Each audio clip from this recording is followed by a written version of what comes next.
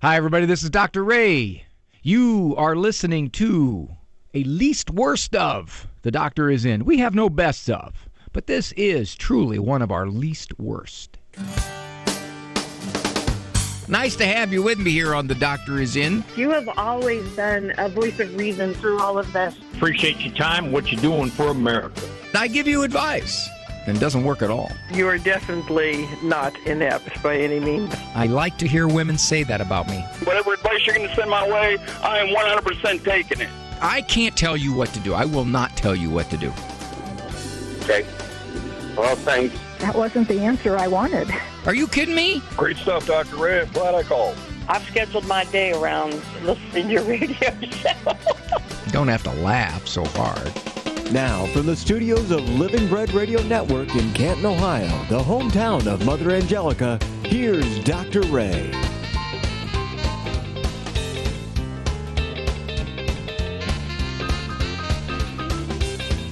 I'm toyed with just letting the intro music play the whole time. See what happens. You know, I lost my dog. I'm so bummed out. I lost my dog yesterday. So I put an ad in the paper. You're only allowed like 2 words, so I just put, "Here, boy." That's hopefully he'll see it. Okay, nice to have you here. I'm Dr. Ray Guarendi. Program here is The Doctor Is In. Delighted to be with you. I want to thank the nice folks, Father Barrand and Christine, over at St. Rita's in Solon. Nice people. Had a nice crowd last night. Get a chance to talk a little bit. Heading back into the speaking season. Was real quiet there for about a month and a half through the holidays, but now it's picking back up. So thank you so much, folks at St. Rita's. The number to get onto this program if you wish. 877-573-7825. 877-57 People say it slower. I can't write it down. 8. And then, Andrew, remind me when a minute's up, and I'll say 7. Another minute after that, and I'll say 7. 573-7825. Why did we pick such a difficult number? Why couldn't it be 1-800-KID-BRAT or 1-800-ASK-RAY? Something. But no. We just had whatever. It must have been way back when Ave started. That's the only numbers you could get. 877-57 Question about something in your life. Helpful suggestion for somebody else who calls in. You folks are so good at doing that kind of stuff.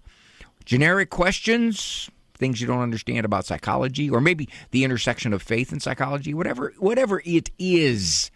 And if I do not know the answers, you can tell it, because I will stumble and bumble my whole way around until... And I notice there's a relationship here. I will keep you on the phone longer as I talk, because eventually, it's kind of like a blind squirrel finding an acorn every once in a while. Eventually, I'll stumble upon something, and you'll say, "Oh, yeah, that's real helpful." And it takes me 8 minutes to get there. 877-57 Okay, here's another one of these articles. Man, these articles are everywhere.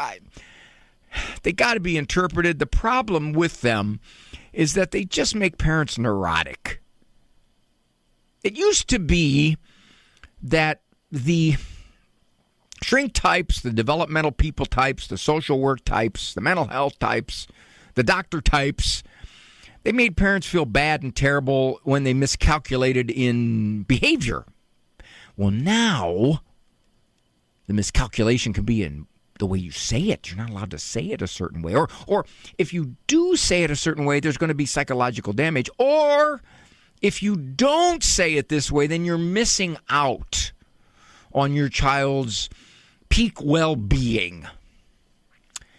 When a child is upset, most parents reach for the same question. Now, I'm quoting this article. Instinctively. Kid's upset. What do you say? What's wrong? No. Oh, you people. You're so untrained.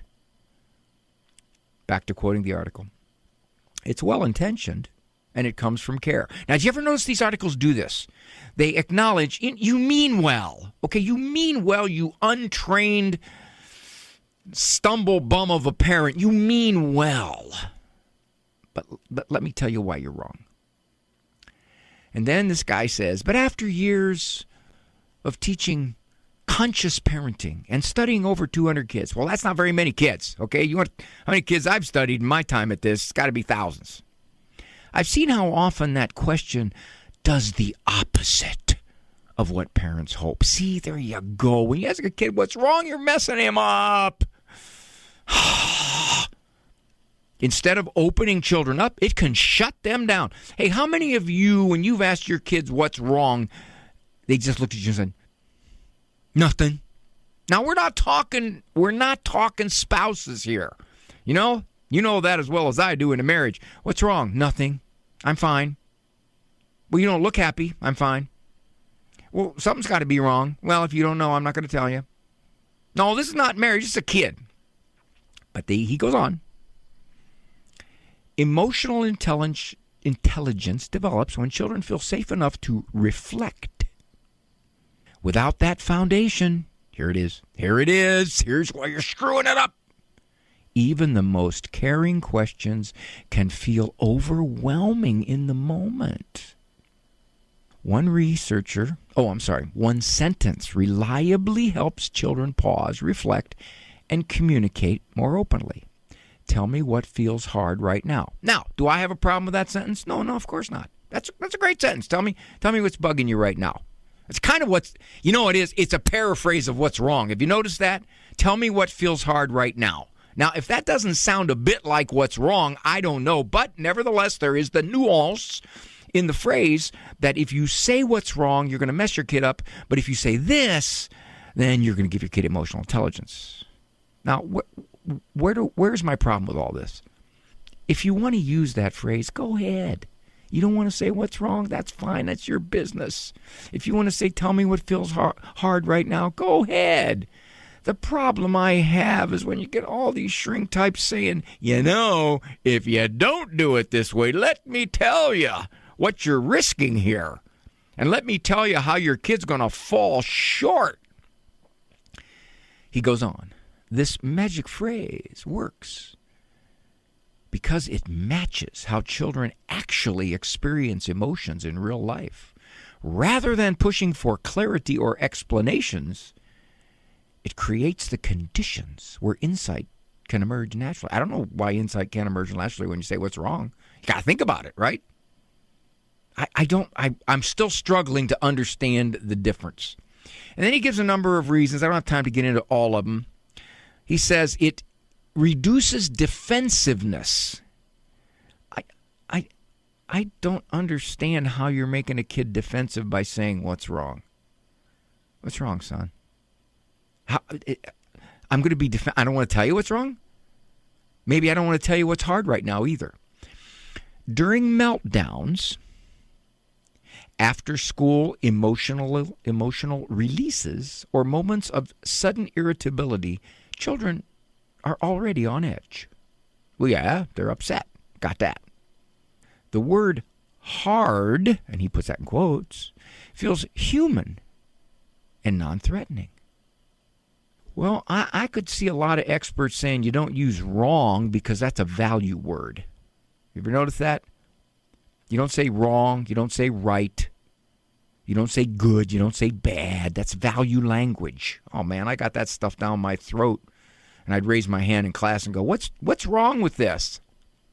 I'm going to go to confession. Bless me, Father, for I did unacceptable things. Bless me, Father, for I was inappropriate. All right. The word hard signals to your child that they aren't. Here's another thing. Notice the switch of pronouns. It signals to your child. Now, they're not going to say that he isn't in trouble because, well, of course, it's masculine. It's patriarchal. It signals to your child that they aren't in trouble and don't need to justify their feelings. I don't understand. I'm still confused. How does what's wrong, son, make somebody justify their feelings? I suppose, now, in defense of this article, he says he studied 200 kids, and somehow, some way, he's concluded I don't know how he would do that. I don't know how you would actually study that in a double-blind, placebo-controlled study. But he's concluded that asking a child what is hard for you right now is so much better than saying what's wrong. Hold on. I'll scroll it down. I don't want that. That's emotional safety. Emotional safety. Okay, this is... I've heard this before from so many expert types. Before problem solving, before advice, before correction. In other words, you ain't supposed to do any of that stuff. This phrase tells a child, I can handle what you're feeling. I don't know how it does that. If you ask a child, tell me what's hard for you right now, and he says, yeah, I don't like the way my sister is chewing her food, so I hit her in the head. Is that hard for you right now that your sister is chewing that way? Yes. Okay. What's wrong? Well, I don't like the way my sister's chewing her food. Oh. So what might be an option? I don't want to go on too long. I got a lot of calls up there. Bottom line is this. No wonder parents are so insecure and neurotic and unsure of themselves, because there is a tsunami of these kinds of articles basically telling you, be careful how you talk. And you grandparents, you better just shut your mouth, because when your young kids are trying to do all this stuff, your young adults raising their 3 and 5 and 6-year-old, and you are thinking, why are they talking this way? Why don't they stop him from punching the wall? I'm really sensing a lot of frustration. What's hard for you right now? Is it the wall? Because we have softer walls. I know, I'm being sarcastic. Nevertheless, I just don't like what's happening to parents. But I will tell you this, though. These kinds of articles are good for my business. Oh, yeah. I get all kinds of nice people, good people. As the article would say, well-attentioned people, but doing it all wrong. Coming to my office, not enjoying their kid. Why? Because they've been overthinking this so bad. All right, enough of that. Enough of that. Let's see what we got up there. I had to scroll down to the article. Let's see what we got for... Oh, my. Okay, whole bunch of you. And I promise you I'm going to get to you.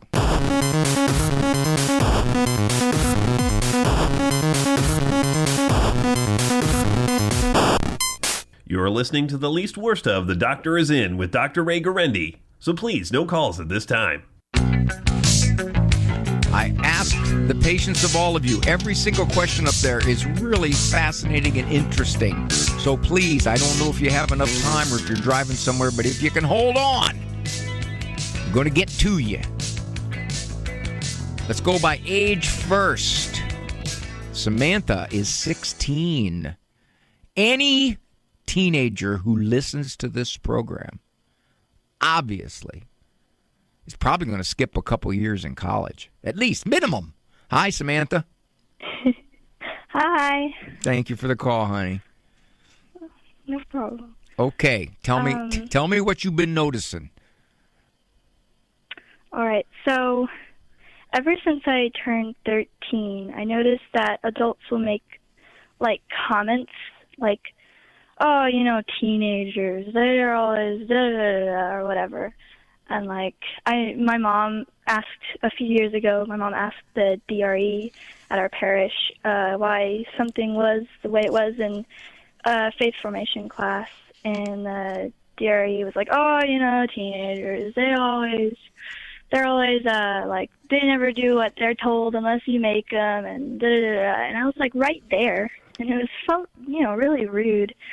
So I was just wondering, why that is. Why do people think it's okay to do that? And, why do teenagers have such a bad reputation and, that sort of thing? Well, Samantha, mm-hmm. This is just the kind of question that a teenager would ask. You teenagers are all like this, asking these questions. All right, sweetheart, I'm glad you giggled, knowing I'm teasing. Glad you giggled. Well, I think it's clumsy, honey. I think they're not thinking. I think this is part of the old Elvis Presley thing, when Elvis Presley first came out and he was doing some swivel hip and stuff, people were just absolutely convinced that younger generation was all gone to hell. That's it. They're losing it. Then, after Elvis was the Beatles, that moppy-haired, look at these people.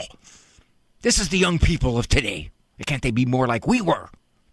And then, of course, it got worse and worse, and now it is so bad it makes Elvis look like St. John Bosco. So given that, I think that's the first thing that, sadly, grown-ups do. We look at the younger generation and go, oh, jeez, all of them, they're not like us, that's for sure. So that's one. That's a bad habit, but I think it's generational. I think it's just pretty. I can imagine that cavemen were saying, these kids nowadays, all they want to do is watch the fire. I told them, you do your homework first before you watch the fire. Not like us. We used to kill brontosauruses with our bare hands. That's the way it was when I was a kid. These kids nowadays, they all want spears. So I think that's a factor. That's one. You don't say it in front of a teen. You don't lump her in with everybody else. First of all, sweetheart, I know you're not like that because you listen to this program. So you are like the top 1/10 of 1% of the teenage world. There's no question about that. You know what you could do? Yeah, you got to be careful about it because you don't want to come across snarky. You could say something like, am I like that? Or, I don't think I'm like that. Or, do you think all teenagers are like that? Or, is that all our personalities? Get yourself a few sound bites and look like you're kind of perplexed as to why they would say that right in front of you. Mm-hmm. And I know what you're going to hear. No, I didn't mean that. No, Samantha. No, you listen to Dr. Ray. You're brilliant. But no, you're not like that, Samantha. They'll back off immediately. But what you did, honey, is you dropped a little seed.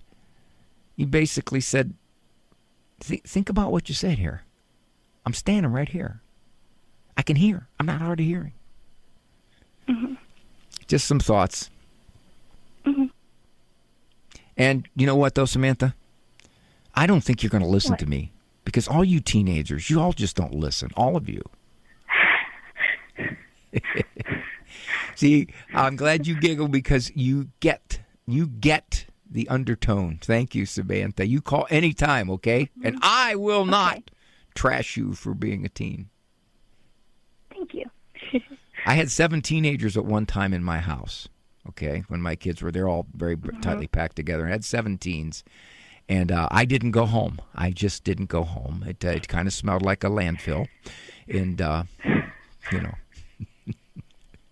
bless you, honey. Thanks for the call.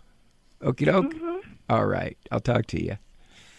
Let's go to an anonymous female from Florida whose daughter is saying, "Hey, Mom, what I'm doing is smart." Hi, Mom. Hi, I have feedback on the phone, but I hear you. All right, there you go. You're back, honey. Thank you. I've got a 30-year-old daughter. I've got a 30-year-old caretaker, and they're both telling me there's an advantage to living together before marriage. Oh, yeah? I don't believe it. I did myself, and my marriage fell apart, but it wasn't because we lived together. There was other factors that made the marriage fall apart after 10 years. What are they telling you are the advantages, Googled Mom? it, and there are psychologists that do say there's an advantage to living together. Of course, you get to know the person. That? Yeah, you get to know the person. That's right, sure. What are your children telling you is their particular advantage? They're sure they're going to marry them, and it's going to be a long-lasting marriage. But just in case, I got to learn their habits. Yeah, I got to get to know them. And somehow that's going to make a big difference. I don't think it does. Well, you can go beyond. I don't think there is an overwhelming, and you can look it up. I just want to know their particular habits. Okay. If something annoys them. Well, you can go beyond your opinion, my opinion, and you can search the research, and the research is overwhelming. if you live together, you ask them this. You say, so you want this marriage to be for life? Yes, I do. Okay, fair enough. You realize that if you live together, the research is overwhelming that your chances of divorce are much higher. I don't believe that. How can you say that? You got to get to know somebody. Because it comes down to making a life commitment before you move in together and say, I'm going to check you out. There's their problem. Those people who live together, one, a percentage of them never get married. That's one. Two, tell them this.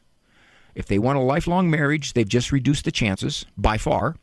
And three, if a child comes along and they're not married and they break up, now they are attached to this person for the next many, many years, right through whom they might marry. Mm-hmm. So the downsides are huge. But the biggest one is this. Marriage is a sign of commitment before God, saying, I commit to this person. You tell your kids, if you want to get to know them, you can very much get to know them by prolonging your courtship. You'll see an awful lot about them. Now, all that said, they're still going to move in together. And you know why? Because they want to. But I gave you some information to confront them with. All right. And if you can't remember all that, honey, Andrew puts this up on the... I still have that feedback, that double feedback, but I can still hear you. Okay. Well, Andrew Kruchek, my producer man, puts every show up on the AveMariaRadio.net radio archives within a day or two. So if you say, okay, I know the date, I'm going to go back and listen to what the guy said. Okay, doke. There you go, honey. This is Dr. Ray. Nice bunch of callers up there, and I'm getting through to ya. Okay? So thank you for your patience.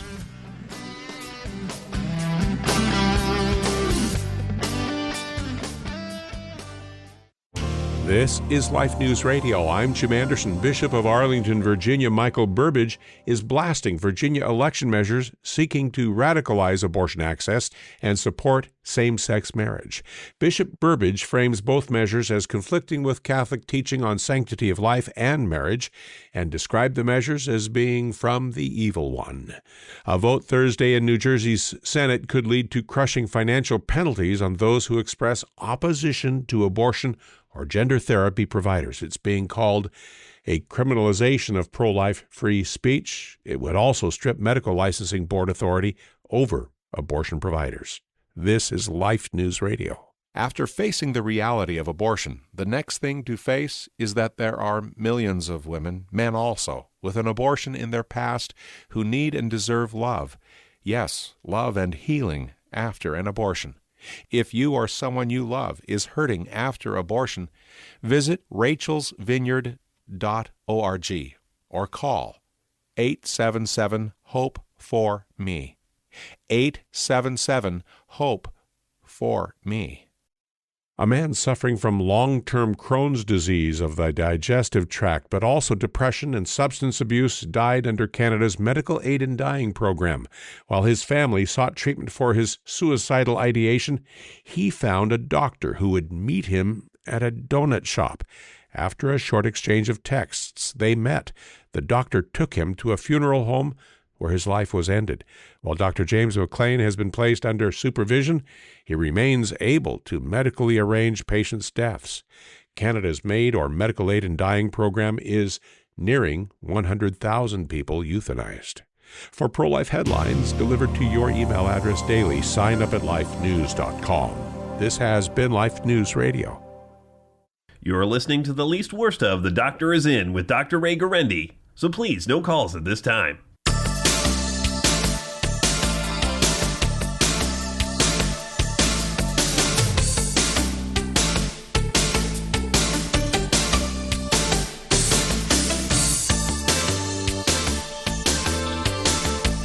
Well, I'm trying to be cosmopolitan. I'm trying to be international here on The Doctor Is In. So I'm going to Canada. And from Ontario, Canada, She has a question about blackout. Now, let me preface this. Blackout is something that was given a name by a client I had some 20-plus years ago because she needed to back up her discipline because her 14-year-old son absolutely refused to accept any consequences. And we talked about, all right, blackout is shutting down of everything, all privileges. Most parents do not understand the extent of blackout. When I explain it to them, they go, oh, I didn't even think about that one. Ooh, I didn't think about that one either. For example, just small example. Your child has to pack his own lunch for school because there's no money supplied to buy lunch. He hasn't given you the essay yet, or he hasn't accepted his consequence, whatever it was yet. Okay, so Anne from Ontario says, Dr. Ray, here's a hiccup in blackout, and I have confidence that you, having thought through every aspect of how children can sabotage blackout, will have an answer for this. Right, Anne? Absolutely. Hi, Dr. Ray. Hey, thank you so much. Thank you. Well, my husband and I, we have 6 children. They're all under the age of 12, and we have a lot of boys. And the boys really give us a run for our money. And we listened to you recently on a podcast and started digging into more of your stuff. And we just thought... It's about time, Anne. Anne, it's about time. It's true. It's true. So he gets it. He's literally, he's saying the exact things. So we've been trying to implement blackout accordingly. And across the board, one of the things that I notice is my kids will just say, okay, like, I'm going to do what I want anyways. So they just walk over to their toys, and then I'm kind of walking over to them to take it away, and then it becomes a battle. And so favorite shirt or whatever, or not coming out with us to go eat. It's like it's becoming like I feel like I'm chasing them with the consequences, and it's not working. Where I can stay calm. Ann. Am I smarter than any of your boys? Absolutely. All right, thank you. And I will now prove it, my dear. Example. You have a son who, if you say blackout, of course, is no toys, and he goes over and he just plays with them anyway, right? Right? Mm-hmm. Oh, that is so simple. Simple. You say to him, Conan, is that his name, Conan? Cujo? No. No? Cujo? Okay, never mind. You say to him, son, I have to tell you, any toy that you touch during blackout is gone forever. Okay. It's pitched. Now, he may test you 5 or 6 toys worth, but he's not dumb. He's not going to want to get himself down to no toys whatsoever. Mm-hmm. Then what he'll do, okay, just to show you I can think ahead, he'll go to his brother's toys. That's what I was just going to say that. Of course he will. And then you can tell him, oh gosh, I'm so dumb. If you touch your brother's toys, I take your favorite. It's gone. Now, also during blackout, if any kid basically just says, I'm going to go turn the TV on anyway. What are you going to do about it? What are you going to do about it? You going to come over and turn it off? I'll turn it back on. You can turn it up? I'll turn it back on. At that point, you say, every time you turn it on, that's 10 sentences that you have to write in addition to getting off blackout. So in other words, yeah, you're on blackout until you serve the consequence I gave you. But as you try to sabotage blackout, I add 10 sentences, and then 20, and then 30. Now, I'd cap it at some point, 4 million. But at the point, I just look at him and say, well, okay, go ahead, do that.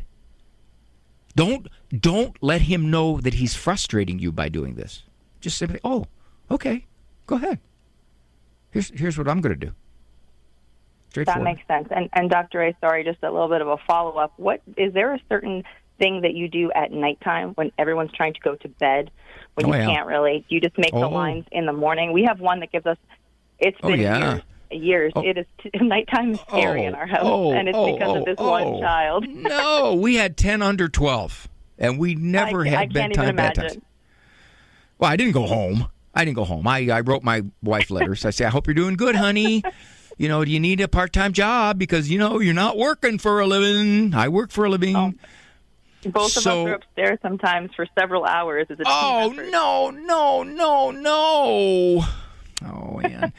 Did you buy my book, Discipline That Lasts a Lifetime? You know what? I'm going to, but by the time I read that book, I might lose my sanity. So I'm just trying to get all the golden nuggets I can until I finish it. It deals with bedtime, bad times in there. Deals with 100 of the most common discipline questions I get asked. It's by far my most popular parenting book. Okay, that said, very simple. Anybody who isn't in bed at the time you say, or who resists, or who gets out, or who says, I have to go to the bathroom 7 times, whatever it is, you simply say, well, now tomorrow, right now, you've lost your first 3 privileges. Do it again, it'll be 6. It'll be 6. In other words, what you're saying is, I'm not going to deal with you tonight. I'm going to let you do this. I'm not going to fight you. See, because when you fight Ann like that, and you've been doing it for years, you sent a message unwittingly, which is, this is negotiable. You're driving me crazy, kid. So what you're going to do is you're going to say, okay, here's the bedtime, and here's what I'm going to do if you don't do it. Tomorrow, the first 4 things you ask for are going to be no. So when he wants toast, it's like, oh, no, you can have bread. You can have toast. That's no. Mm-hmm. Well, where's my coloring book? That's what we've been trying to do it in the morning, although it still makes the nighttime difficult, but I'm sure we just need to do it for longer. If you do it, it'll stop nighttime. Trust me. Mm-hmm. Trust me. And the thing you do is you don't want to be mean. I know you go to confession. And you say, bless me, Father. Before children, I was pretty nice, and now I'm not pretty or nice. And, okay, is it a grievous sin to, think about shooting your kid with a bazooka? I mean, I wouldn't do it, but, sometimes I think about it. Yeah, you don't want to get to that point. You basically want to be in charge and say, here's the terms, son. This is what I'm going to do. You choose it. There it is. No problem. Call back, Ian. Come on, I'm going to probably have to raise your kids for you. Well, we have only a certain amount of bedrooms, so thinking of how to group the boys with this bedtime it's like I'm playing Tetris and trying to deal with the nighttime. I appreciate your help. We had 4 bedrooms. My wife and I had 1. We had 4 kids in one, 3 in one, and 3 in the other. That's the way it was. Yeah, that'll be us too. And we found out that, hey, we got to establish what we're going to do, or else our house would be total raw chaos. Absolutely. Thanks, you so much, Dr. Ray. Bye. 877-573-7825, and there are people waiting very patiently. Trust me, I know you're there. And I'm coming to talk to you.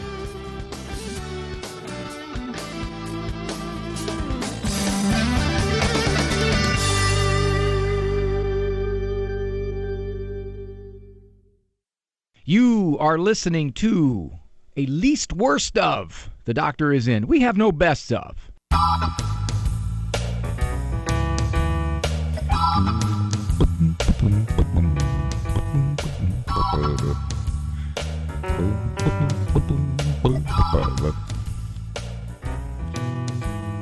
Thank you so much for joining me here.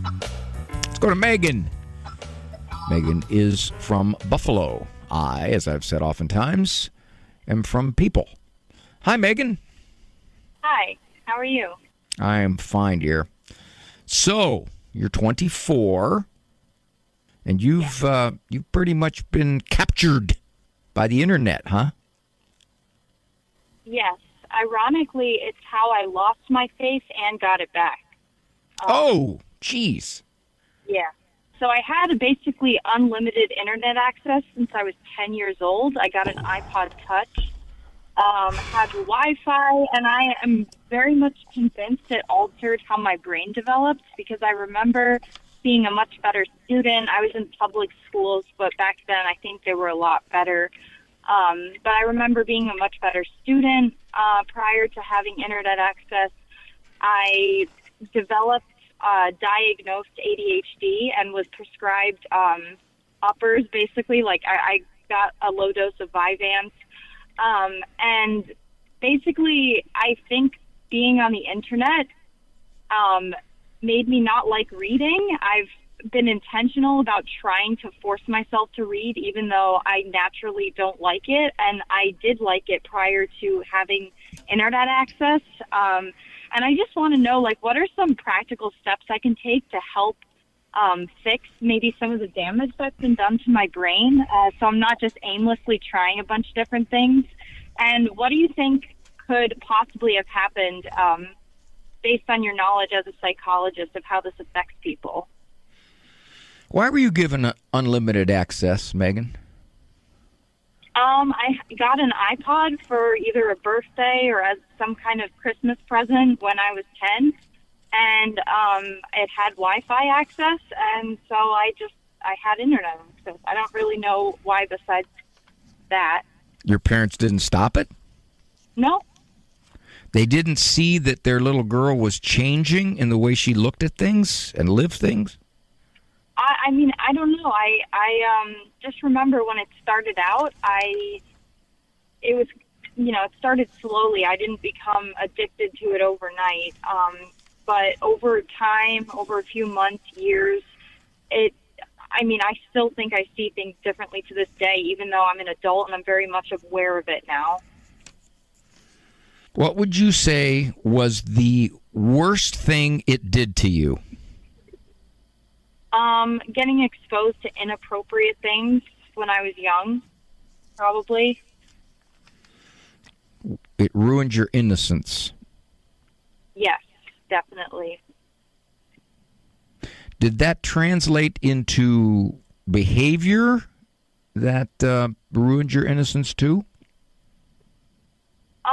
Not like, I never went out, I never did drugs, but it definitely kept me inside more.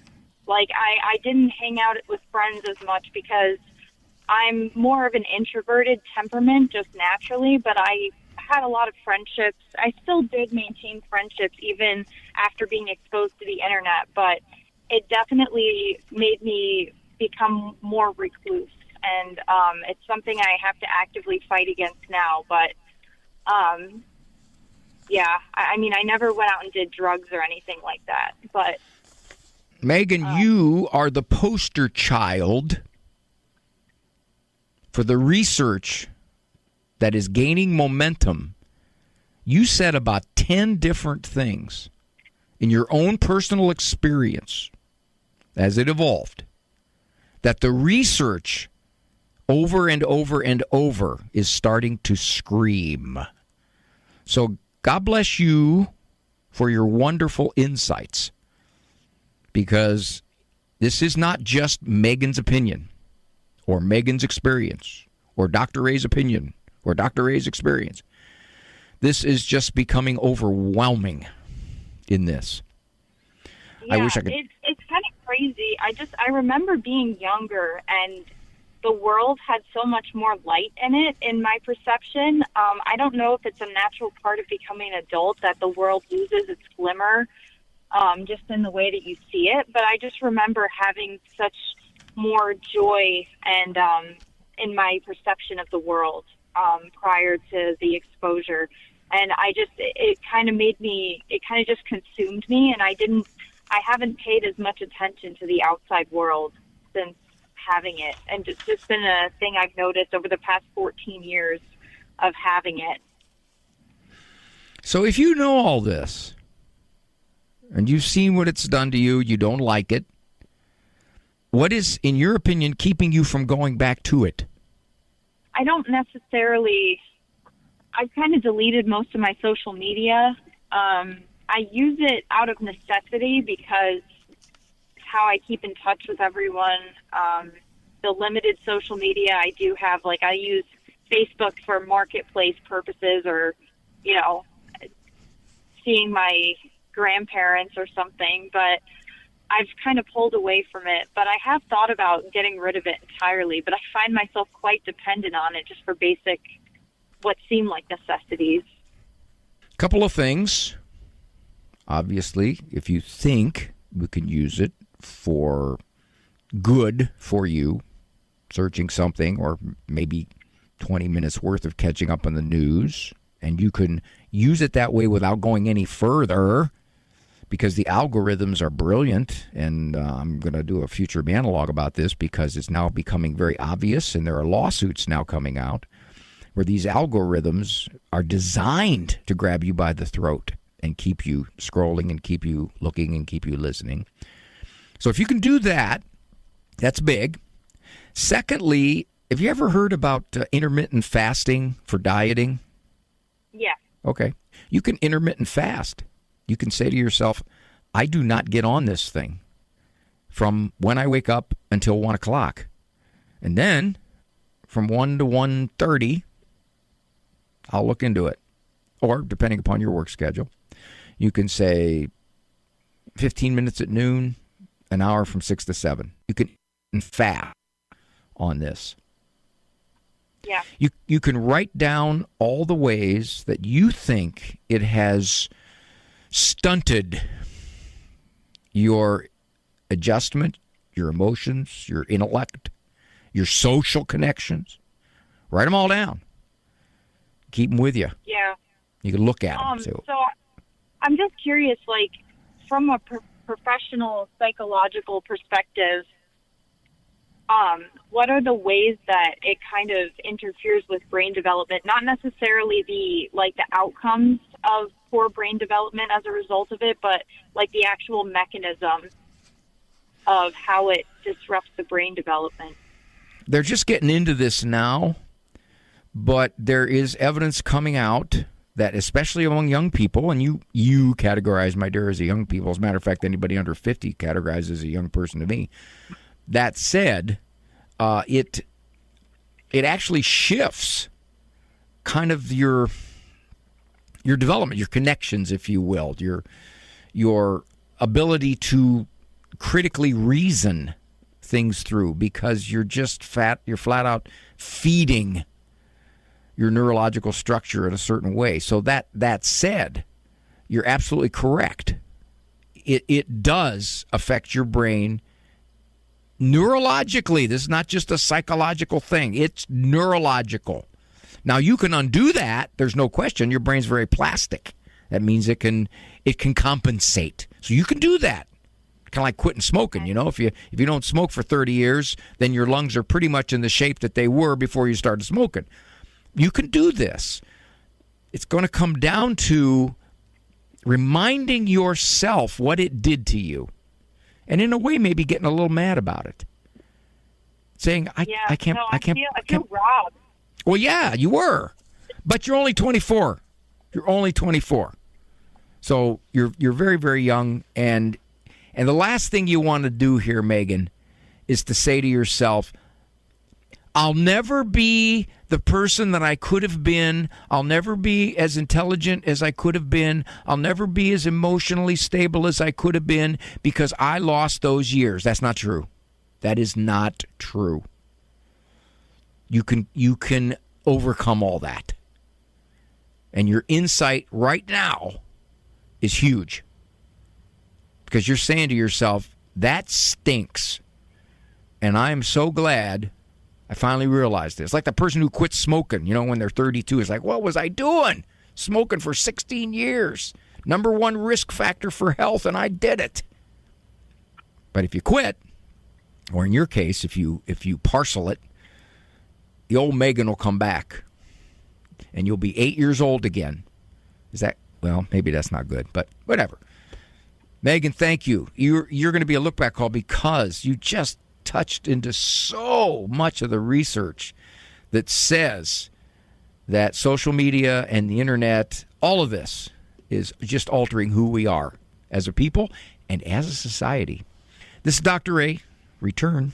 Dr. Ray, Dr. Ray, Dr. Ray, Dr. Ray, Dr. Ray, oh Dr. Ray, Dr. Ray, Dr. Ray, Dr. Ray, Dr. Ray, oh Dr.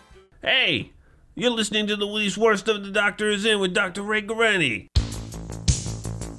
I'm not even going to let this music play because I don't want to go any more seconds without going to Donna. Donna called at the very top of the show, and that poor woman has waited patiently. And the worst part of it is she had to listen to the whole show. So God bless her. Donna, thank you for your kind patience. How are you? Hi, Dr. Ray. I'm fine. How are you doing? Well, I'm not going to call you 50-plus times, that's for sure. You can call me that boy. many. Yeah, I was listening to the other woman talking about her children, and I thought, gee, I have a 97-year-old one. Do you actually think your mother remembers that she's called you before? We don't know. We're not sure, my sister and I. We don't know. We live in separate residences, of course, and she's driving us crazy. And we don't know. She's been in a nursing home for 6 months, and she's not adjusted well at all. She complains a lot, but she was always a complainer. Don't get me wrong, I love her so much, but she's a very manipulative type of person. So we're not sure if we're being played, because she'll call sometimes with a deadly voice saying, "Oh, you got to come help me. I hate it here." And then the next time you talk to her, she sounds fine, or that'll go on for hours. So we don't know what to I'm going to say something that could be easily misunderstood, Donna. Why do you answer the phone? I feel funny about not answering it. It's my mom. I just don't. It feels sort of mean not to, I guess. Well, the reason I said that, those of you who are going to getting angry at me for saying this, Doctor, I can't believe that's her mother. The note up here says she calls 50-plus times a day. Yes, that's the difference. Crazy. Right. See, this isn't your mother called twice. It is 50-plus times a day. So those of you getting angry at me for saying, why do you pick up the phone, know what I know. Donna says 50-plus times a day. I think you might want to put her on between my sister and I, sometimes both. You might want to put her on a diet. 3 calls a day. She won't do it. We've tried. I've talked to her about it. Well, no. You're not going to convince her to do it. You're going to have to only answer it 3 times a day. Oh, well, I thought actually of removing the phone, but I don't know if that would be a good idea either. You mean from her room? Mm-hmm. It's highly likely that your mother's personality has gone through some changes. Oh, yes. And she's 97 years old, and you could assume that there's some neurological deterioration. So her judgment is not going to be necessarily clear and solid. And her complaining about being there, if she has to be there, you can expect she's going to complain about being there. I know so many elderly who say, I don't want to be here, I hate it here, I can't stand it here, I can't believe they put me here, etc., etc., but they have no inkling that they can't make it on their own. Oh. They have no idea that they can't make it on their own.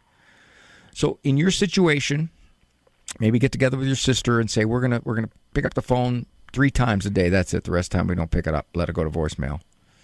We have to, of course, scan all the voicemails, and it's sometimes heartrending and sometimes frustrating. Sometimes you just feel angry.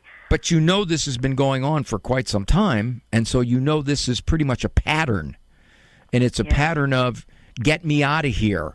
It's a pattern of, I want to tell you how miserable I am. And part of it, Donna, is that you might be unwittingly feeding into it. I wonder. Yeah, that's always a possibility, because you're picking up the... honey, I'm going to have to let you go. You've been so wonderful. You call me back tomorrow or whenever, and you'll be first up. This is Dr. Ray. Please walk with God. For information on Dr. Ray's presentations, books, and CDs, visit drray.com and follow him on Facebook and Instagram. The Doctor Is In is a co-production of Ave Maria Radio and EWTN Radio and carried across the EWTN Global Catholic Radio Network.